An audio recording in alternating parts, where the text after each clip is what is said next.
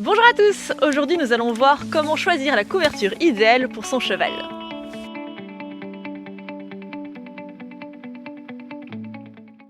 Une fois que la décision de couvrir son cheval est prise, si tu n'es pas encore sûr, regarde la vidéo précédente sur faut-il couvrir son cheval ou non, il faut maintenant choisir la couverture idéale.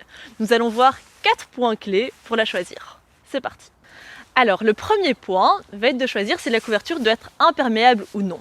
C'est-à-dire que si votre cheval va en prairie avec elle, elle doit être absolument imperméable. S'il se roule dans une flaque ou s'il commence à pleuvoir, la couverture va tout de suite transpercer, ce qui sera très désagréable.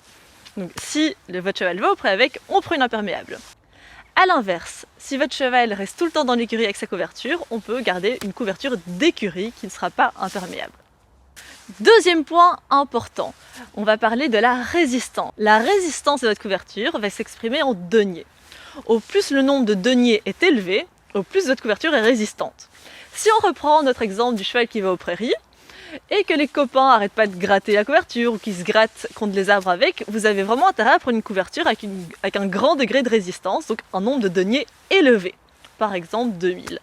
A l'inverse, si votre cheval n'a pas tous ses moyens de se gratter et qu'il n'est pas un cheval qui a tendance à arracher sa couverture, vous pouvez prendre un niveau de résistance un peu moins élevé, par exemple 600 deniers. Troisième point, la taille. Alors c'est le moment où les cavaliers s'arrachent parfois les cheveux. Vous allez voir, c'est tout facile. La taille la plus commune que vous pouvez prendre, c'est la taille de votre cheval, donc au garrot, c'est-à-dire sa hauteur du sol au garrot. Ça, normalement, avec cette donnée-là, le vendeur est tout à fait capable de trouver la couverture adéquate. Si vous voulez devenir plus précis, vous pouvez mesurer vous-même la taille du dos de votre cheval. La taille du dos va se mesurer du garrot à la base de la queue, et la taille entière de la couverture se mesure du poitrail jusqu'à la pointe de la fesse. Si tout ça vous paraît chinois, surtout ne vous embêtez pas avec ça, retenez qu'il faut mesurer juste la taille du cheval au garrot et que le vendeur vous aidera complètement avec tout ça. Il y a deux systèmes de mesure, il y a le système anglais et le système français. Dans les couvertures françaises, vous allez avoir par exemple du 125 cm, 135, 145, ça exprime la longueur du dos de votre cheval. Dans les mesures anglaises, on va parler en termes de pieds et de pouces, on va parler de 5,2, 6,2 taille, etc.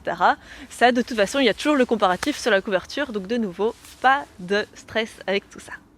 On va donc parler maintenant du grammage. La grammage, ça va exprimer la chaleur de votre couverture.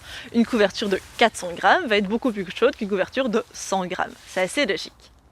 Alors, le choix du grammage va se faire en fonction de plusieurs facteurs. Est-ce que votre cheval est tondu ou non? Si oui, le montant des grammages va monter un petit peu plus vite puisque vous avez rasé la protection naturelle de votre cheval. C'est donc dire que déjà à l'automne, quand il commencera à faire un peu frais, il faut déjà mettre une bâche, donc du 0 à 100 grammes. Et puis au fur et à mesure de l'hiver, on va monter en grammage. Si votre cheval est en écurie et qu'il n'est pas tondu, vous allez devoir monter un peu moins fort dans le niveau de chaleur des couvertures évidemment, puisqu'il y a la chaleur de l'écurie et surtout que le cheval a encore ses poils pour se protéger du froid. Deux moyens vous permettent de mesurer si votre cheval a chaud ou froid. Le premier, c'est très simple, vous passez votre main entre l'épaule de votre cheval et la couverture et vous sentez. Est-ce que la peau est froide? Il a froid. Est-ce que la peau est transpirante? Il a trop chaud. Si la peau est tiède, c'est bon signe. Un deuxième point un peu plus high-tech, on peut maintenant mettre des capteurs de chaleur sur le cheval. C'est un petit capteur qui se met en dessous de la couverture et ce capteur est relié à votre smartphone et vous informe en temps réel si votre cheval a un petit peu trop froid ou un petit peu trop chaud. Cette vidéo est maintenant terminée, je vous remercie de l'avoir regardée, j'espère qu'elle vous aura plu, qu'elle aura répondu à certaines de vos questions. Laissez-les moi en commentaire si vous en avez encore et je vous dis à très bientôt.